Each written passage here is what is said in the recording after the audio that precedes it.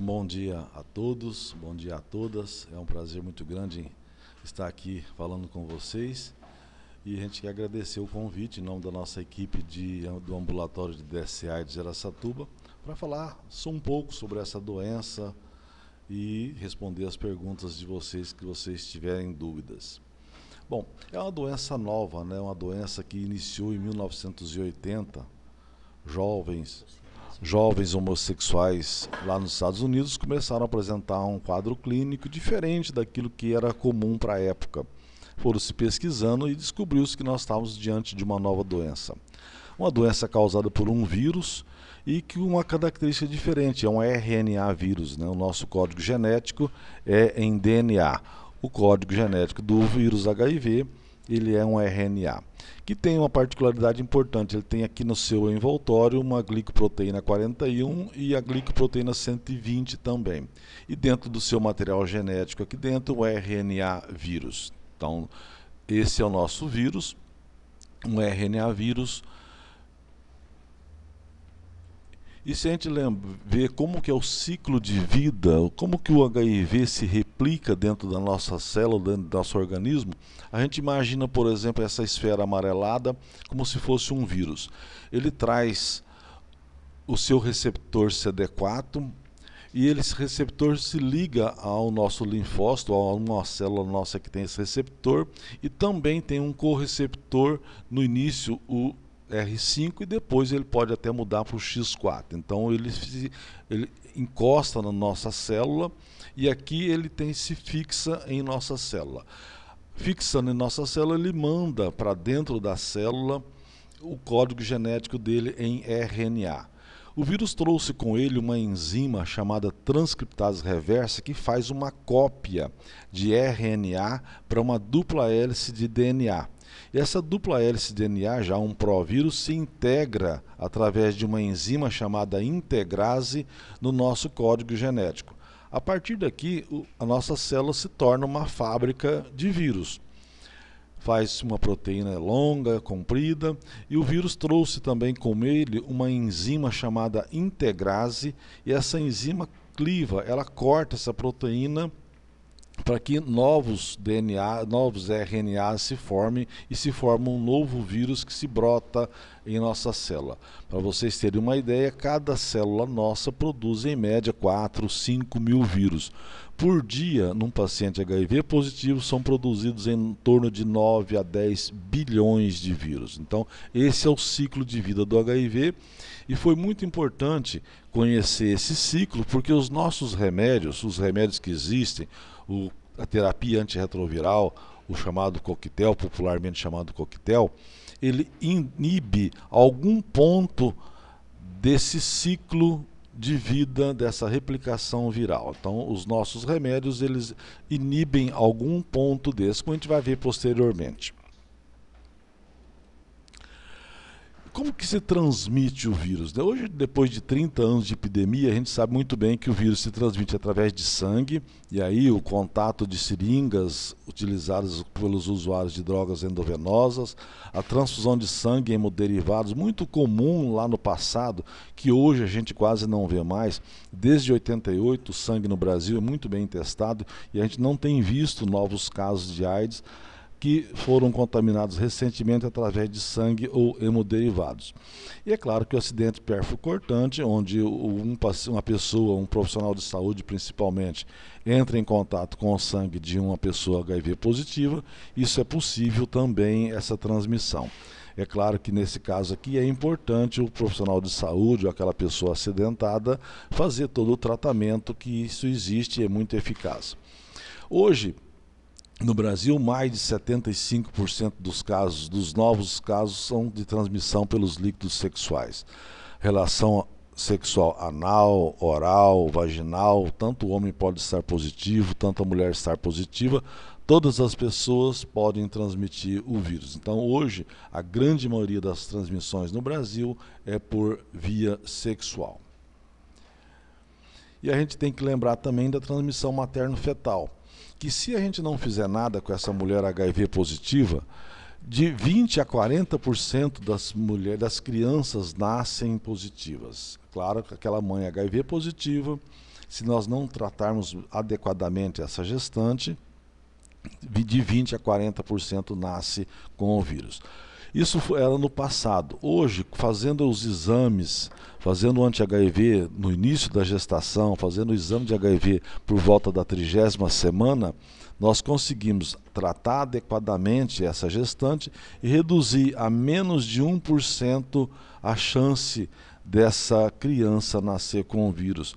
Isso foi introduzido lá pelo protocolo ACTG 76, no final dos anos 90, início do ano 2000, para que a gente pudesse ter uma redução importante na transmissão da taxa de transmissão materna infantil. Então, um pré-natal bem feito, um pré-natal adequado, realizando o anti-HIV de todas as gestantes, consegue reduzir de 30% a 40% o risco dessa criança nascer positiva para menos de 1%. E como que a gente faz o diagnóstico, né? A gente sabe que a pessoa tem o vírus, imagina que ela possa ter o vírus, então nós temos todos esses exames. O ELISA, que é o exame de rastreamento, o imunofluorescência e o Western blot, que são os exames confirmatórios, e o que a gente faz hoje, com maior frequência, é o teste rápido diagnóstico. É o teste rápido, né? Recentemente, praticamente todas as equipes aqui da nossa região foram treinadas, capacitadas para fazer esse teste rápido. A atenção básica está começando a fazer isso lá na sua UBS. Então, o teste rápido diagnóstico vem para nos ajudar muito. Provavelmente vocês devem ter visto há poucos dias agora, depois, que vai ser lançado no Brasil, vai ser comercializado, inclusive um teste rápido, em que a pessoa pode fazer o teste, é o autoteste, né? A pessoa vai na farmácia, compra um kit, esse kit geralmente ele é pela saliva, e a pessoa faz esse teste e vê se deu positivo ou negativo. Então, tudo isso para facilitar o diagnóstico. Para vocês terem uma ideia, para quem nos estão assistindo terem uma ideia, em Araçatuba, lá no nosso centro de testagem, desde 2010 nós fazemos o teste rápido e por volta de 1.500 pessoas fazem o teste anualmente lá no nosso CTA. E o que é mais importante, 25% das pessoas que fazem o teste, elas são menores de 25 anos de idade, de 14 a 25 anos de idade, e com uma taxa de positividade muito alta de quase 2%. E 14% das pessoas que vão lá nos procurar para fazer o teste rápido são o que nós chamamos hoje da terceira idade, pessoas acima de 50 anos, e com uma taxa de positividade muito alta, em torno de 3%. Esse é o tamanho da epidemia no mundo, né? Hoje, a própria Organização Mundial de Saúde estima que existem de 34 a 47 milhões de pessoas no mundo vivendo com AIDS. No Brasil, nós temos hoje em torno de 608 mil pessoas com AIDS e aqui no estado de São Paulo, 212 mil. E uma coisa que é importante é a taxa de... a gente não fala mais em grupos de risco, mas existem algumas populações que são mais vulneráveis. Por exemplo, a taxa no Brasil, a taxa geral de prevalência no Brasil está em torno de 0,6%. Mas se a gente pega um usuário de droga, naquele grupo de usuários de droga, essa taxa sobe para quase 6%. Se a gente olhar os homens que fazem sexo com homens, essa taxa sobe para 10,5%, 11%. E os profissionais de saúde, a taxa chega a mais ou menos 5%, 5 a 6%. Então, existem grupos na população que são mais vulneráveis do que outros. Isso é muito importante para a gente poder pensar lá na frente na profilaxia pré ou profilaxia pós-exposição. Então, nesses grupos a gente tem que olhar com muito mais carinho, com muito mais cuidado. A gente mostra esse slide para dizer que no início da epidemia nós tínhamos uma média de 35 homens para cada mulher. Tá? Com o avanço da epidemia, essa taxa, essa prevalência mudou muito, essa taxa de infecção mudou muito, a taxa de incidência. Hoje nós temos uma incidência de 2 homens para uma mulher. E lá no nosso serviço, de vez em quando, quase todos os meses, nós já temos uma incidência de 1 para 1, às vezes tem meses que nós já temos mais mulheres do que homens infectados, recentemente infectados, iniciando tratamento no nosso serviço. Isso aqui mostra também que é uma coisa muito importante, que a mortalidade da AIDS diminuiu muito com o passar dos anos. Se a gente olhar aqui nos anos 94, 95, que são anteriores à terapia antirretroviral potente, que nós chamamos popularmente de coquetel, a taxa de mortalidade era muito alta. E realmente o tratamento é eficaz, essa taxa de mortalidade diminuiu muito. E hoje a gente tem uma taxa de mortalidade em torno de 7, 8%, que é o que a gente tem hoje nos nossos ambulatórios do país todo. Então, mostrando que o tratamento é importante, o diagnóstico precoce é importante para que a gente possa tratar adequadamente essas pessoas e realmente poder melhorar a sua qualidade de vida e evitar as mortes, que isso é possível. Esse slide é muito importante também para a gente mostrar que apesar da epidemia ter estabilizado, ela se estabilizou em níveis muito altos ainda. A gente vê uma diminuição clara na curva de pessoas que são infectadas por droga endovenosa. Então, aqui nos anos 90, no final de anos 80, nos 90, nós tínhamos uma taxa de infecção por uso de droga, uso compartilhado de seringas e agulhas, muito alto. E isso tem diminuído ao longo dos anos. Hoje nós temos uma clara diminuição na categoria de exposição ao uso de droga endovenosa, compartilhando agulhas e seringa. Mas nós estamos vendo também que não diminuiu ou está estabilizada em números muito altos a taxa de infecção, a taxa de exposição aos homens que fazem sexo com homens e também ao heterossexual. Então, apesar de estar estabilizada, mas está estabilizada em números muito altos, a incidência, a exposição e ao diagnóstico de HIV aos homens que fazem sexo com homens e o heterossexual.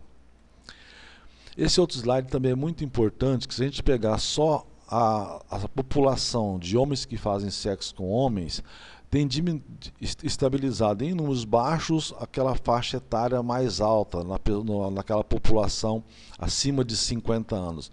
Mas nós estamos vendo crescer de novo um aumento, nós estamos vendo um aumento da exposição de novos casos de AIDS numa população mais jovem, na população de 20 a 29 anos, na população de 30 a 39 anos. Inclusive a gente tem visto um aumento, um acréscimo, né, na exposição e no diagnóstico de AIDS nessa faixa etária. Então nós estamos vendo de novo um aumento. E isso é importante na área da prevenção, a gente trabalhar muito a prevenção nessa população mais jovem de homens que fazem sexo com homens, porque eles estão realmente vulneráveis e expostos e estão se contaminando, que é o mais importante e o que é o pior, né? E aí, como é que a gente fala da doença? Vamos falar um pouquinho da doença, né? É uma doença diferente das outras que todos vocês conhecem. É uma doença causada por um vírus e tem uma infecção aguda. Então, nas primeiras semanas, nos primeiros dias, acontece aquela síndrome retroviral aguda, que são febre, dor no corpo, aquela vermelhidão, exantema, dor de cabeça, dor nas articulações. E se a gente fizer o exame de HIV, ele dá negativo, porque ele não fez a soroconversão ainda, né? Não dá positivo. Mas se a pessoa se infectou por um vírus, é típico da síndrome retroviral aguda, febre, dor no corpo. Vamos imaginar, por exemplo, uma gripe, imaginar, por exemplo, a própria dengue, que são doenças causadas por vírus, que tem todo esse quadro clínico. Então, nós temos uma infecção aguda, que é difícil da gente fazer diagnóstico nessa faixa, nessa fase da doença, porque nós não temos ainda o exame positivo. A diferença da doença é porque ela tem uma latência clínica, muito grande, né? Se a gente imaginar todas as outras doenças causadas por vírus, elas têm um período curto, né, e logo a pessoa já fica doente. Na AIDS não, nós falamos em latência clínica de 8 a 10 anos, a pessoa não sente absolutamente nada, o exame clínico costuma ser totalmente normal, a pessoa não sente absolutamente nada, só fazendo o exame para a gente saber se ela é HIV positivo. E aí, à medida que a doença avança, à medida que a nossa contagem de CD4. CD4 é um marcador, é um linfócito, tá? Esse linfócito a gente consegue contar, que é a nossa contagem de CD4. Uma pessoa normal, uma pessoa que não tem vírus, tem por volta de 1.000, 1.200 dessas células chamadas CD4. E o vírus vai destruindo isso ao longo dos anos. Quando chega, por exemplo, na faixa de 200 a 300 células, vamos dizer assim, a imunidade da pessoa, a defesa da pessoa está bastante baixa e começam a aparecer as doenças oportunistas. Doença oportunista é aquela que normalmente não acomete uma pessoa que tem sua imunidade preservada. E a primeira delas, a que mais acontece, aquela que mais chama a atenção logo no início, é a candidíase oral. É o sapinho na boca. É um marcador precoce já de uma imunossupressão grave, onde a gente já tem quase certeza de que a pessoa tem uma imunidade já bastante diminuída, com a taxa de contágio de CD4 já menos de 300, menos de 200 às vezes. E aí nós temos a parte da AIDS propriamente dita, né? Quando a pessoa já está com a imunidade bastante baixa e começa a aparecer as doenças oportunistas, né? Existem algumas neoplasias, alguns tipos de câncer que também são definidores, e aí a gente pode dizer que a pessoa está já doente de AIDS. Por exemplo, a neurotoxoplasmose, tuberculose pulmonar atípica, meningite por criptococcus, que é um fungo, retinite, que é uma inflamação na retina do olho por citomegalovírus. Então, quando a pessoa já está com essas doenças, que nós chamamos de doenças oportunistas, e fazendo o exame deu HIV positivo, nós já temos com toda certeza já de notificá-lo já como doente de AIDS. Eu gosto muito desse quadro para mostrar de uma maneira bastante simples, entendeu? Como que é a história natural do HIV. Se a gente olhar aqui desse lado do gráfico, no início da doença, quando a pessoa se contamina, se a gente olhar essa linha tracejada aqui em cima, é a contagem de CD4. A pessoa tem por volta de 1.000, 1.200 células de linfócitos CD4. E essa linha a vermelha é a quantidade de vírus que a pessoa tem. Claro, no início ele não tem nada, assim que ele adquire o vírus, que ele é infectado, a quantidade de vírus sobe muito na casa dos milhões e tem uma queda muito grande da contagem de CD4. Isso em questão de semanas ou alguns meses.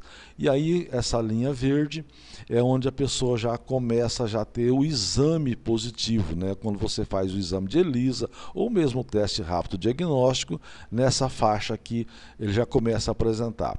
Daqui da infecção até o início da soroconversão, ou seja, quando já você consegue detectar no sangue da pessoa um anticorpo contra o vírus, nós chamamos de janela imunológica, né? E aí essa linha verde ela perdura por toda a fase da vida, né, da pessoa, que a pessoa faz o exame e dá positivo.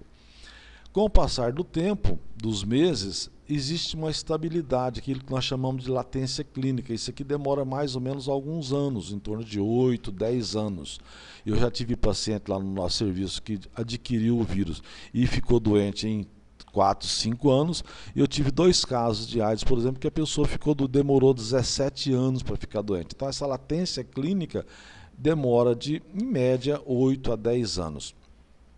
E essa é uma fase em que existe uma estabilidade, a carga viral vem para níveis baixos, na faixa de 10.000, 8, 10.000, mais ou menos. O CD4 tem a defesa do corpo, né, a contagem de CD4 tem uma elevação, e aqui, depois de 8, 10 anos, existe aquela fase já onde a pessoa começa a ficar doente, né? A quantidade de defesa de linfócito CD4 começa a cair e a quantidade de vírus começa a subir. Aqui é realmente a fase em que a pessoa começa a ficar doente. Hoje, no Brasil, até há poucos dias atrás, a gente iniciava tratamento já com o CD4, mesmo naquela pessoa assintomática, que não tem sintoma, a gente inicia tratamento com o CD4 abaixo de 500. A partir agora de mês de dezembro, o Ministério da Saúde já está liberando para que a gente possa iniciar tratamento para todas as pessoas, independente da quantidade de CD4, todas as pessoas a partir de agora vão poder receber o tratamento antirretroviral. Tá? Então, até novembro, até esse mês agora de dezembro, a gente iniciava tratamento só para as pessoas com CD4 abaixo de 500. Isso para quem não sente absolutamente nada, para as pessoas assintomáticas. É claro que aquelas pessoas que já estão tendo sintomas, já são sintomáticas, aí nós já iniciamos tratamento, é claro, já é caracterizado como quadro de AIDS e a gente inicia tratamento sempre.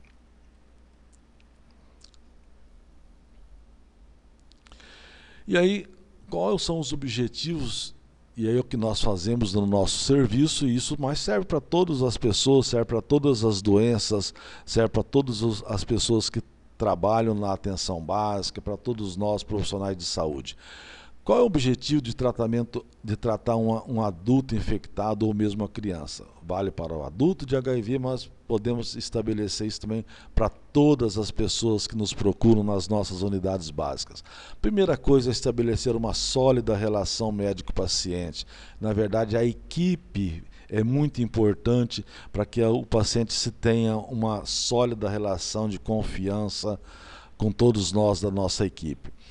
Uso de uma linguagem acessível, não adianta a equipe nossa, o médico, a enfermagem, todos nós na nossa equipe, falar de uma linguagem para o nosso paciente que não seja acessível a ele. Então nós temos que falar uma linguagem que ele consiga compreender todas as partes que nós queremos mostrar.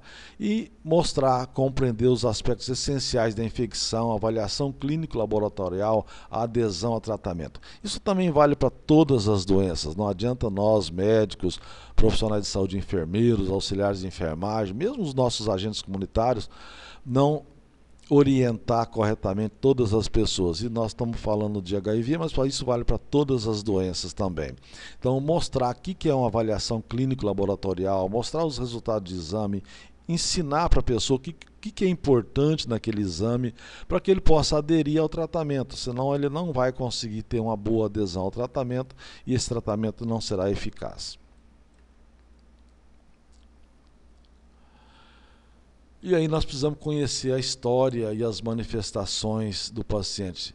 A gente precisa conhecer e compreender as condições psicossociais que envolvem aquele paciente, que envolve aquela família. Nós precisamos estruturar um roteiro que deve ser individualizado para a necessidade de cada paciente. E aqui eu volto a dizer que isso vale para todo mundo, vale para toda pessoa que nos procura em qualquer unidade de saúde, em qualquer unidade básica, em qualquer unidade especializada. A investigação não deve se esgotar na primeira consulta. Não é numa primeira consulta que a gente vai conseguir fazer e tirar todas aquelas informações que nós precisamos. Então, esse vínculo, ele inicia na primeira consulta e ele é duradouro, permanente para sempre. Ela precisa ser complementada, como eu disse, e atualizada em todos os atendimentos subsequentes. Então, aquilo que eu não falei, que eu não falei na primeira consulta, na segunda, a gente vai fazendo esse atendimento e toda a equipe é responsável também por esse atendimento. E abordar todos os aspectos pelo médico, pelo membro da equipe. Então, todos os profissionais da equipe, eles precisam estar atentos e, às vezes, o paciente conta uma coisa para o assistente social, conta outra coisa para o enfermeiro, conta outra para o médico, e aí nós precisamos reunir toda a equipe e abordar essa pessoa de uma forma integral.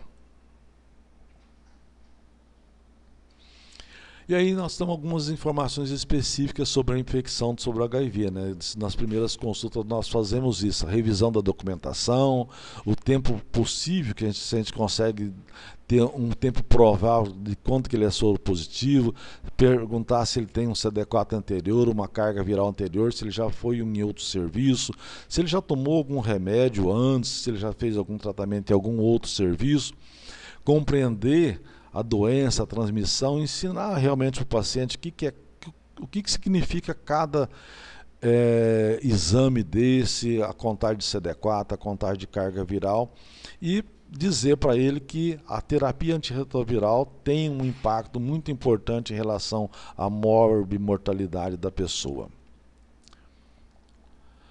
E aí nós temos que abordar também o risco, né?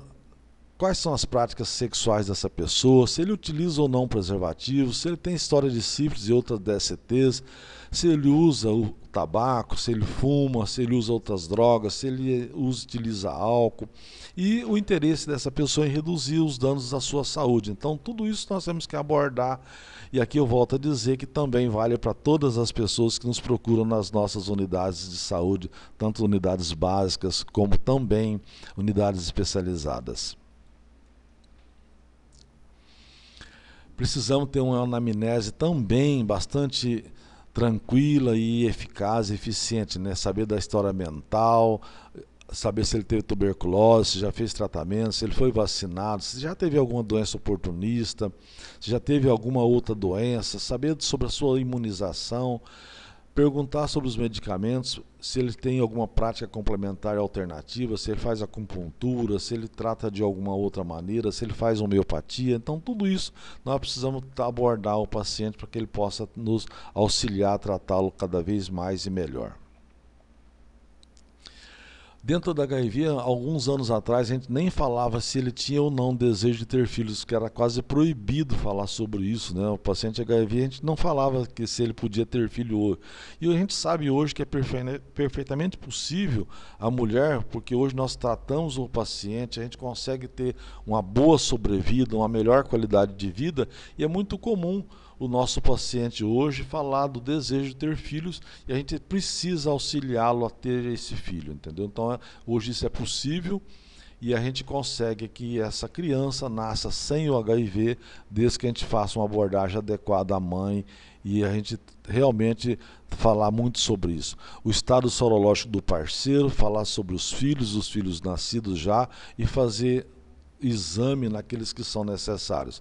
E também tratar muito sobre os métodos contraceptivos, né? Aquela mulher que não, aquela família ou aquela mulher que não deseja engravidar, a gente também precisa auxiliá-la e ajudá-la também.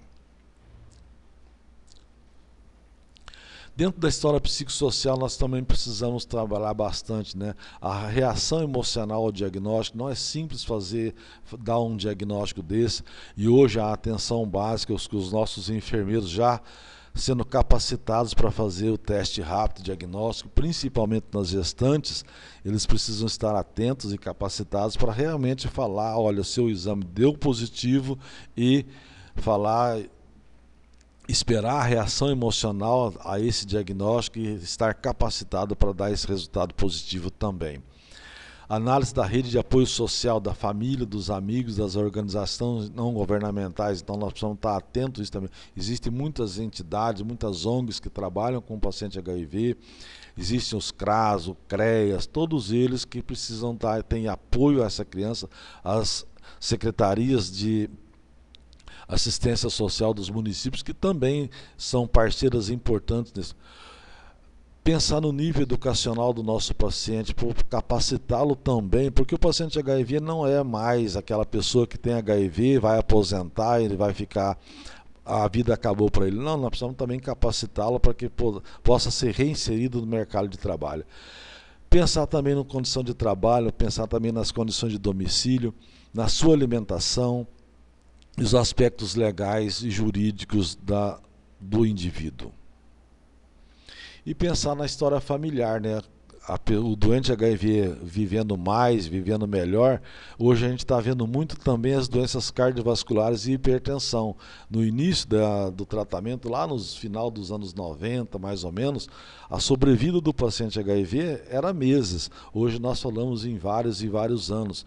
E o nosso paciente está ficando velho, está ficando idoso. E aí as doenças cardiovasculares, a hipertensão, a diabetes, a dislipidemia, o aumento de triglicéridos, o aumento de colesterol também tem acontecido nos nossos pacientes, a osteoporose na mulher, e tudo isso a gente precisa saber da história familiar para tratar adequadamente também o nosso paciente. O paciente HIV deixou de ser aquele paciente em que eu apenas dava o remédio de antirretroviral, o famoso coquetel, e hoje a gente precisa pensar também nas comorbidades, nas outras doenças associadas, que a doença do envelhecimento também. E aí fazer um exame físico adequado, né? Isso também vale para todos nós, nas unidades básicas, em todas as unidades especializadas.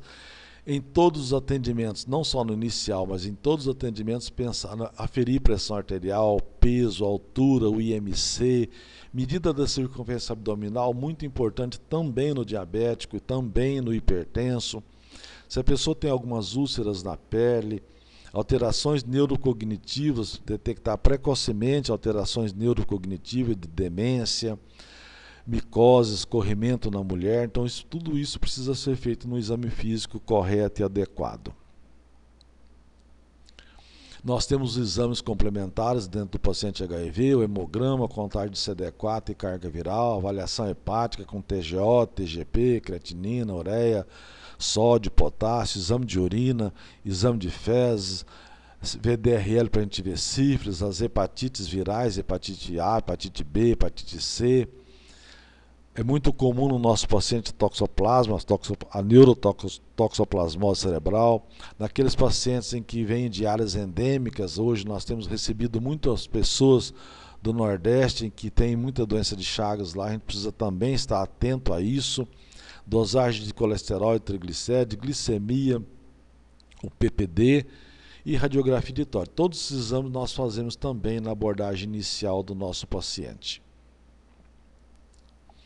E aí, exames de segmento. Dependendo do exame, a gente pode ter um exame mais precoce, uma abordagem maior ou menor. O hemograma, normalmente, nós fazemos a cada 6 meses, contagem de CD4 eu faço de 3 a 6 meses, carga viral, dependendo da necessidade, a gente faz em torno de 6 meses, de 4 a 6 meses.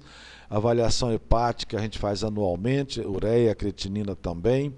Lembrar que a gente tem alguns remédios que têm interferência com o rim, então precisamos estar atentos a isso também, nos efeitos colaterais desse remédio.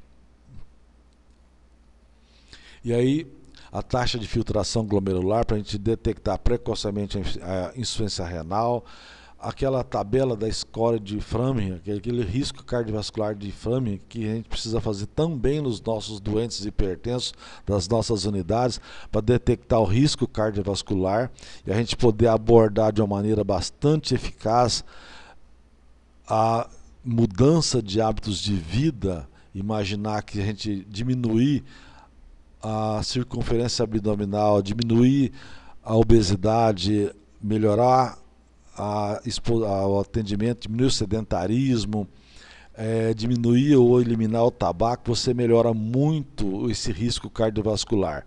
A gente faz isso anualmente, mas isso também vale para todos os pacientes hipertensos e diabéticos das nossas unidades. O PPD, a gente faz um exame no início, e se esse PPD deu menor que 5 milímetros, a gente repete anualmente. E é claro, o exame de hepatite C, os nossos pacientes HIV estão é muito frequente a coinfecção do HIV com hepatite C, principalmente no passado, naqueles pacientes mais antigos em que a gente tinha associado também o uso de droga endovenosa.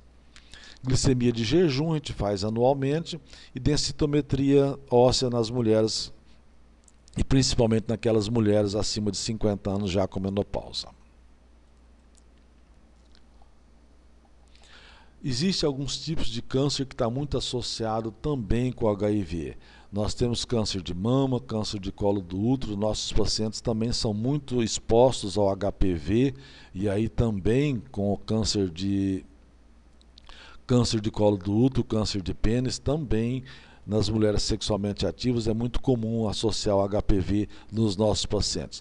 Câncer de ânus também, muitos pacientes com HPV, relação anal receptiva no homossexual masculino também pode levar a um câncer de ânus. E, é claro, o câncer de fígado, por causa que nós temos uma coinfecção com a hepatite B, com a hepatite C. É muito comum essa coinfecção, nós precisamos também estar muito atentos à cirrose, ao câncer de fígado dos nossos pacientes. Além do linfoma e além do sarcoma de Kaposi, que são cânceres mais específicos do paciente HIV. E aí a gente fala um pouco da prevenção, né? Qual o objetivo da nossa prevenção? É claro que é eliminar ou diminuir a transmissão do HIV, evitar a reinfecção e diminuir os agravos das outras doenças. Aconselhar esse paciente a redução de riscos, né? a exposição desprotegidas, incluindo também a prática do sexo oral. Então, todas as relações sexuais, o nosso paciente ou todas as pessoas precisam estar devidamente protegidas. Pesquisar sintomas e possíveis DST e tratá-las. Qualquer ferimento, qualquer lesão do trato genital é uma porta de entrada não só para o HIV, mas todas as outras DST, hepatite B e hepatite C. Estimular e avaliar as parcerias sexuais. Falar muito de diminuir o número de parceiros sexuais e usar preservativo em todas as relações sexuais. Discutir o uso do álcool e outras drogas e pensar na redução de danos, né? Todas nós sabemos que o tabagismo, todas as outras drogas também aumentam a transmissão ou a possibilidade de exposição ao HIV. E é claro que o hábito de fumar também, além de piorar a parte de HIV, também piora toda a parte de pulmão, toda a parte de o hipertenso, o diabético, então é pior. E disponibilizar insumos de prevenção nos nossos serviços, e hoje em todas as unidades básicas é distribuído, né, disponibilizar os preservativos, gel, seringa, se precisar, para aqueles usuários de drogas injetáveis. E orientar esse portador sobre o uso correto desses insumos. Não é apenas oferecer a camisinha masculina, oferecer a camisinha feminina e não ensinar o nosso paciente como que ele deve usar corretamente. Porque às vezes é muito comum a gente perguntar como que você usa a camisinha e às vezes a pessoa utiliza a camisinha de uma maneira inadequada e às vezes nem sabe utilizar corretamente. É muito comum a gente ouvir nas nossas palestras e a pessoa fala, por exemplo, que a camisinha rasga, a camisinha arrebenta, estoura, e a verdade é que se usar corretamente, a camisinha é altamente eficaz e não tem risco nenhum, e ela não tem esse risco de romper ou de rasgar. Em relação à imunização, nos nossos pacientes HIV, a gente leva em conta e a gente tem que estar muito atento naquelas vacinas em que são de bactérias ou de vírus vivo ou vírus atenuado. A gente não recomenda quando o CD4 da pessoa está abaixo de 200. Então, se ele tem uma baixa imunidade, ele não deve tomar vacina, por exemplo, da febre amarela, que é a mais comum nesse tipo. Então, a gente só usa vacinas quando o CD4 está mais alto. É claro que isso a gente olha caso a caso, então só para a gente lembrar que quem tem uma defesa diminuída, um CD4 abaixo de 200 células, a gente não deve vacinar essas pessoas com vacinas que são produzidas de bactérias ou vírus ou atenuado. Exemplo disso é a vacina da febre amarela. Quando a gente fala de imunização, a gente tem que lembrar que os nossos pacientes precisam ser vacinados também de todas as outras vacinas e realmente olhar a carteira de vacinação do nosso doente. Pensar na vacina tríplice viral, na vacina de varicela, na vacina de febre amarela, na dupla adulta, na tétano, né? Na vacina do hemófilo, na hepatite A, hepatite B, na vacina de pneumonia, na vacina de influenza, pensar na vacina do H1N1. Então, todas as vacinas, os nossos pacientes HIV precisam também estar adequadamente imunizados.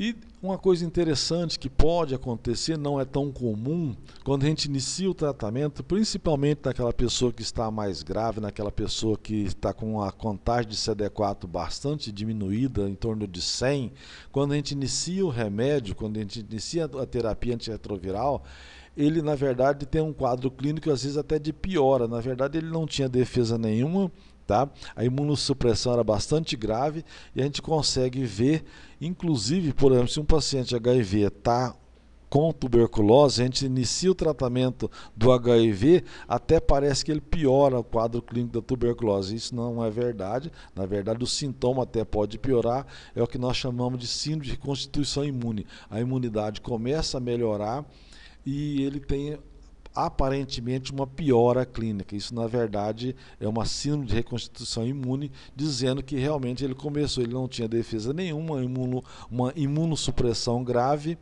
e aí a pessoa começa a ter essa melhora do seu quadro imunológico e ele aparentemente ele tem uma piora. Isso é muito comum e o nosso paciente precisa estar atento a isso e nós precisamos explicar isso a ele para que ele possa saber de que está acontecendo com ele, saber que isso é bom e que a sua imunidade está melhorando. E uma outra coisa, um outro exame que a gente tem hoje, quando a gente inicia o tratamento de uma pessoa, e a gente não faz ainda no Brasil, esse teste de genotipagem. Genotipagem é um exame que nós fazemos em que a gente faz um sequenciamento genético do vírus, e aí, dependendo da mutação que esse vírus faz, nós sabemos se esse remédio, se esse vírus está resistente a um remédio ou não, tá? Nós não fazemos ainda no Brasil para início de tratamento para todas as pessoas, mas nós já fazemos no Brasil em aquelas pessoas, em gestantes infectadas pelo HIV, nós podemos já solicitar esse teste antes de iniciar tratamento, e aquelas pessoas que têm um parceiro sexual, tá, que já está em tratamento. Então ele chega para nós, parceiro de uma pessoa que está sendo acompanhada, que já está tomando remédio, e aí a gente pode, inclusive, solicitar esse exame para saber se o vírus dessa pessoa já é resistente a algum remédio ou não. Essa é a genotipagem pré-tratamento. Nós não fazemos ainda no Brasil a genotipagem pré-tratamento para todos os pacientes, porque o índice ainda é pequeno. Eu acredito que nos próximos anos até vai ser possível, se a gente começar a ver que a gente inicia tratamento e esse tratamento não é eficaz. Mas para as gestantes e para aquelas pessoas que já são portadoras do vírus e que tem um parceiro já usando o remédio, nós já estamos autorizados a fazer esse exame. Então esse exame é um sequenciamento genético do vírus em que, dependendo de onde é feita a mutação, nós sabemos se o remédio faz ou não efeito. Isso é muito importante, por exemplo, quando a gente está tratando a pessoa, né? Já a genotipagem pós-tratamento. Então, a gente inicia tratamento, a gente consegue uma resposta terapêutica adequada. A pessoa, por exemplo, tem aí 50 mil vírus. A gente inicia tratamento, isso tem que cair nos primeiros 6 meses para níveis indetectáveis. Você não conseguir, o exame não consegue ver o vírus no sangue da pessoa.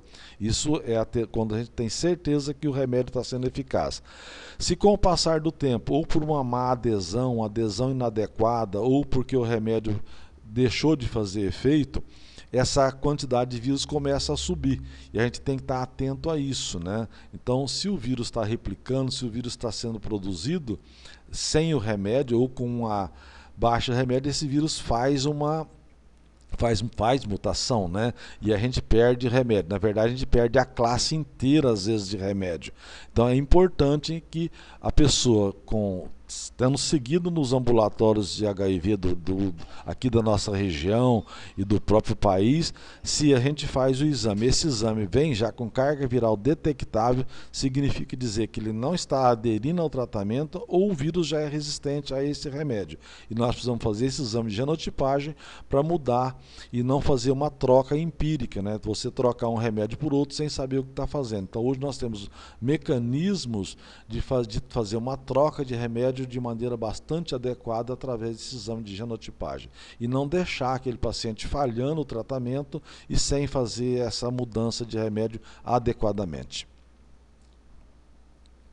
E o tratamento, como é que a gente faz hoje, né? Desde 1990, desde a década de 90, o Brasil distribui gratuitamente todos os antirretrovirais.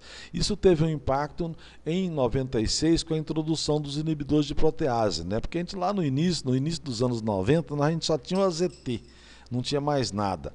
E em 96, com a introdução dos inibidores de protease, que aí popularmente chamado do coquetel, né, a terapia tríplice, na verdade coquetel é a associação de 3 ou mais dos nossos remédios, a gente conseguiu realmente tratar adequadamente. E aí com a introdução dos exames de CD4, carga viral em 98, a gente realmente consegue tratar adequadamente. E com a introdução da genotipagem em 2002, há apenas 11 anos, nós hoje sabemos que o tratamento está sendo adequado, nós sabemos que está falhando, sabemos qual é o remédio que está falhando para a gente poder tratar adequadamente. E hoje nós temos 21 medicamentos no Brasil disponíveis para tratamento dos nossos pacientes.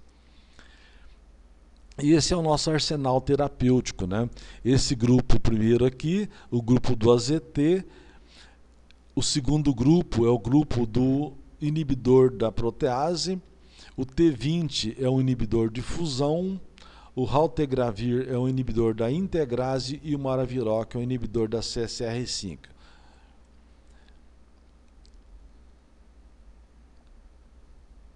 Explicando melhor aonde funciona cada grupo de remédios desse, o primeiro grupo que foi descrito, que são os inibidores da transcriptase reversa, eles atuam exatamente aqui nessa enzima, naquela enzima que faz a cópia do RNA para o DNA. Então eles inibem essa enzima, que é o grupo do AZT, o grupo de danosina, efavirense, todos aqueles remédios, eles inibem essa enzima.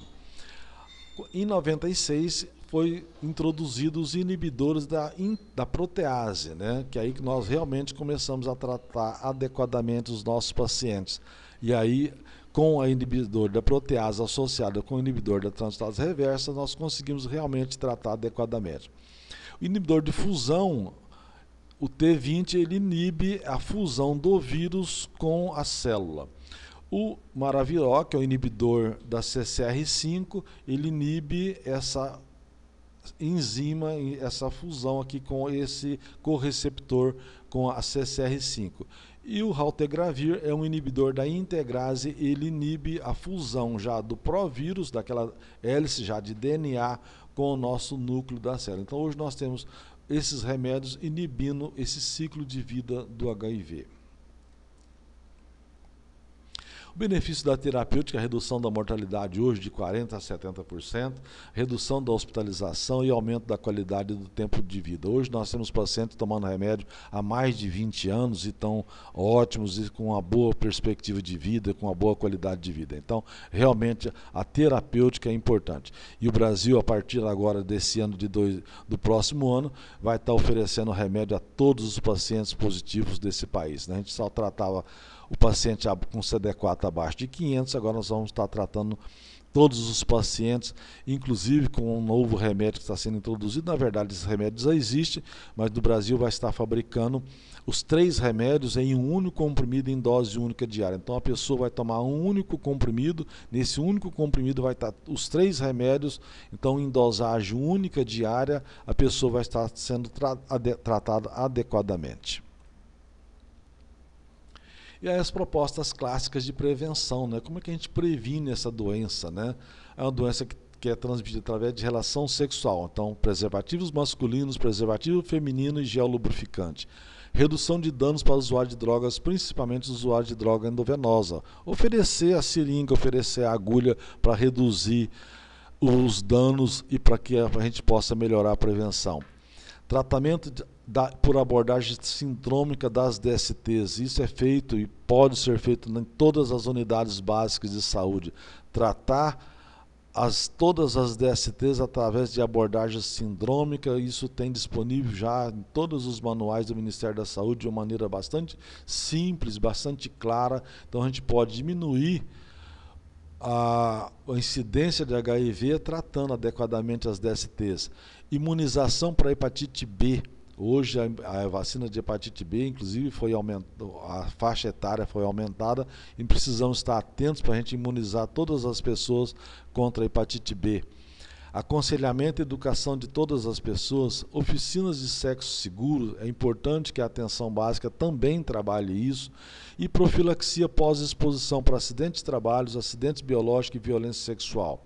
Em todas as cidades existem violência sexual, e a gente lembra que violência sexual não é só caso de polícia. Nós, da área de saúde, podemos tratar adequadamente as pessoas vítimas de violência sexual, oferecendo já o tratamento antirretroviral, oferecendo tratamento para as DSTs não virais. Então isso tudo é possível já há muitos anos, desde 2003, 2004, existe uma cartilha do Ministério onde a gente faz essa abordagem da violência sexual, o acidente biológico já mais antigo um pouco, e agora também na profilaxia pós-exposição, né? A PEP, a pessoa que tem uma exposição sexual, e aí ele também pode, dependendo da sua exposição, dependendo do parceiro, ele também está tomando o antirretroviral, o coquetel, para diminuir a incidência, diminuir a exposição ao HIV. E a gente tem que olhar a prevenção hoje de várias maneiras. A gente olha a prevenção hoje de uma maneira bastante mais global, né? Não entrar em contato com o vírus. Como que a pessoa não entra em contato com o vírus? Através de preservativos, práticas de sexo mais seguras, teste anti-HIV, a segurança negociada, tratar DST e vacina de hepatite. Então, com tudo isso, a gente pode falar que a pessoa não entra em contato com o vírus. E se a pessoa ele não se infecta quando já entrou em contato? A gente tem hoje a profilaxia pré-exposição, a PrEP, né, que já está sendo um estudo piloto lá no Rio Grande do Sul, e a PEP, né, que isso já é no país todo, a profilaxia pós-exposição. Não transmitir quando já está infectado. Isso é muito comum, por exemplo, no nosso casal soro discordante. Casal soro discordante é aquela pessoa aquele casal em que um é positivo e o outro é negativo. Então, a gente pode tratar aquela pessoa que é HIV positiva, reduzir a quantidade de vírus no seu sangue, consequentemente nós estamos reduzindo a quantidade de vírus também no esperma ou no líquido vaginal, também diminuindo a possibilidade de infecção. É claro que nesse caso a gente sempre fala também para que usar a camisinha em todas as relações sexuais, mas nós sabemos hoje que diminuindo a carga viral, detectando a carga viral no sangue, nós também temos uma diminuição da possibilidade de transmissão por via sexual.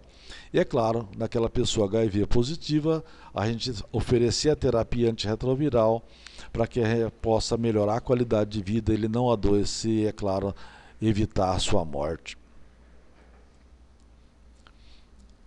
E hoje, quando nós falamos em prevenção, nós temos métodos individualizados e métodos combinados. Aquela velha fala que a gente fazia no passado, olha, você tem que só que usar a camisinha, isso não é mais adequado para o momento. A gente tem outras condições de individualizar a prevenção. Então, falar sobre preservativo e práticas seguras, para algumas pessoas eu posso falar de tratamento como forma de prevenção, para outras eu posso falar de tratar DST, para outras pessoas eu posso fazer acordos de segurança, exames, carga de viral e práticas seguras, profilaxia pré-exposição e profilaxia pós-exposição.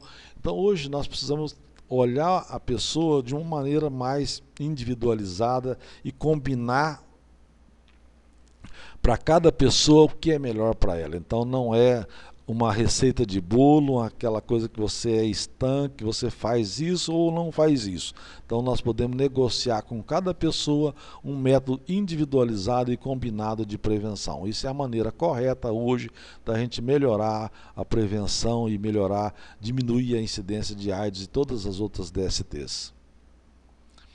E aí nós falamos hoje em gestão de risco, né? Nós não falamos mais só em prevenção de uma maneira tão simples, a gente gerencia risco, né? Que é uma estratégia de prevenção que tem por finalidade aumentar o grau de autonomia do indivíduo. Ele sabe o que está fazendo e ele mesmo é importante na sua gestão do seu risco. E ele lida com isso de uma maneira bastante tranquila, sabendo daquilo que está acontecendo com ele. Bom, eu gostaria de falar um pouquinho mais também da eliminação da transmissão vertical do HIV e da sífilis, utilizar essa conferência para as nossas unidades e dizer da importância da UBS em ser parceira nossa, parceira de todos nós da saúde para eliminar ou diminuir a transmissão do HIV e da sífilis. Uma coisa importante para a gente observar, nos anos 90 e 96, quando a gente começou aquele protocolo ACTG 76, a gente utilizava só o AZT. Até nessa época a gente não sabia nada, a gente não sabia de transmissão materna infantil. Então aquela época em que a gente tinha de 30% a 40% das crianças HIV nascidas de mães HIV positivas, né? Então uma mãe HIV positiva tinha uma chance de 30% a 40% de passar para o seu filho. Com a introdução em 96 do AZT e depois em 98 com os inibidores de protease, depois do teste rápido nas maternidades, depois a gente oferecer a essa mãe a fórmula láctea, né, o leite em pó, Hoje nós reduzimos em muito essa curva, hoje no Brasil, nós reduzimos em muito a transmissão materno-infantil do HIV. Então esse gráfico mostra a importância de a gente fazer, identificar essa gestante no início do pré-natal e oferecer a essa mãe, a essa mulher, um tratamento adequado e evitar que o seu filho nasça com o vírus. Então hoje a gente consegue reduzir de 40% para 1% a chance dessa criança nascer com o vírus da AIDS. E a gente consegue ver isso em vários períodos. A gente atua nesse controle anterior à gestação. Negociar, falar com essa mãe, falar com essas mulheres sobre diagnóstico, informação, planejamento familiar. Então, tudo isso é feito na unidade básica de saúde. Tudo isso pode ser feito na unidade de saúde. Então, negociar, orientar essa mulher, orientar essa gestante a planejar planejar a sua família, a informação, isso é importante, é feito anteriormente à gestação. E aí, durante a gestação, fez o exame, na primeira consulta, o teste rápido, isso é importante hoje que todas as unidades façam esse teste rápido. Fazer o teste lá no terceiro trimestre também é importante, não é apenas um teste. Lá por volta da 30ª semana, nós precisamos fazer o teste HIV, precisamos fazer o teste de sífilis também, para que a gente possa oferecer diagnóstico, profilaxia e tratamento a essa gestante, para que a criança não nasça. E é claro, durante o trabalho do parto, oferecer o AZT injetável. Daí, se essa mulher não fez o pré-natal, não fez exame, oferecer nas nossas maternidades o exame, o teste rápido de HIV e de sífilis também.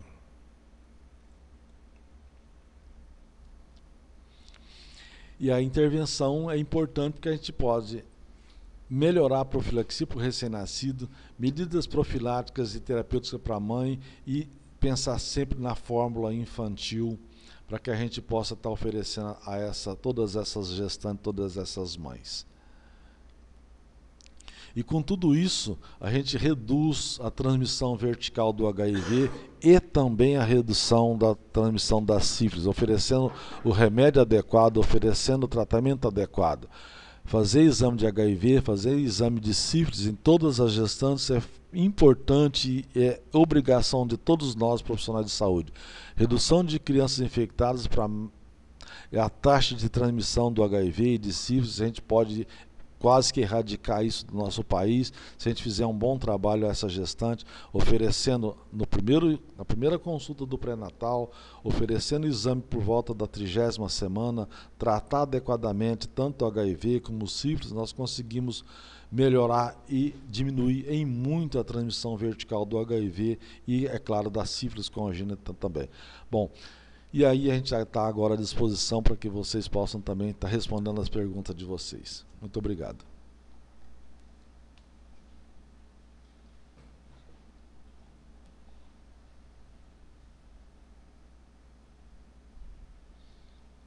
Tem alguma pergunta?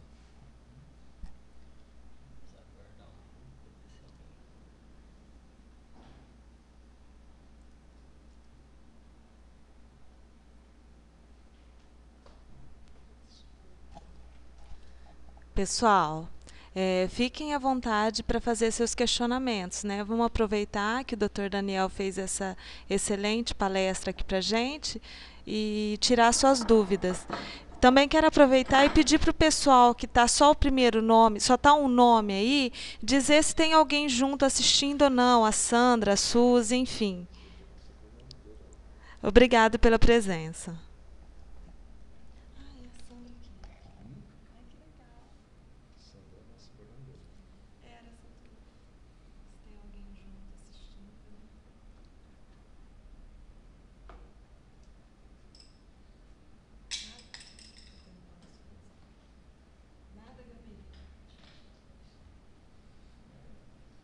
Eu deixei o povo preocupado.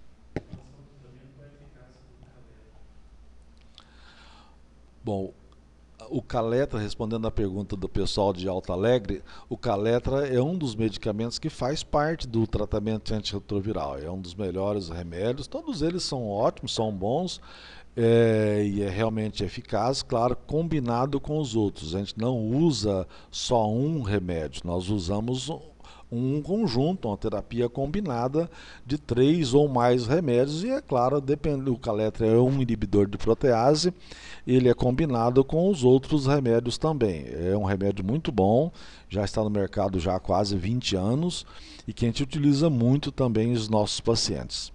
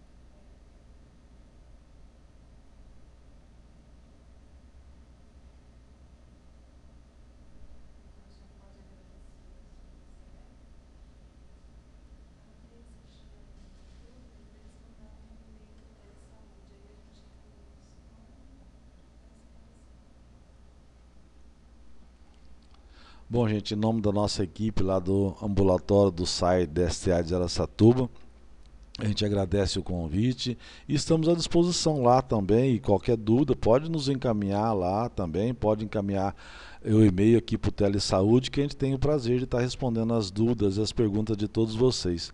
Fiquem à vontade para estar fazendo as perguntas também por e-mail aqui para o Telesaúde, que nos envia para a gente estar respondendo também. Muito obrigado.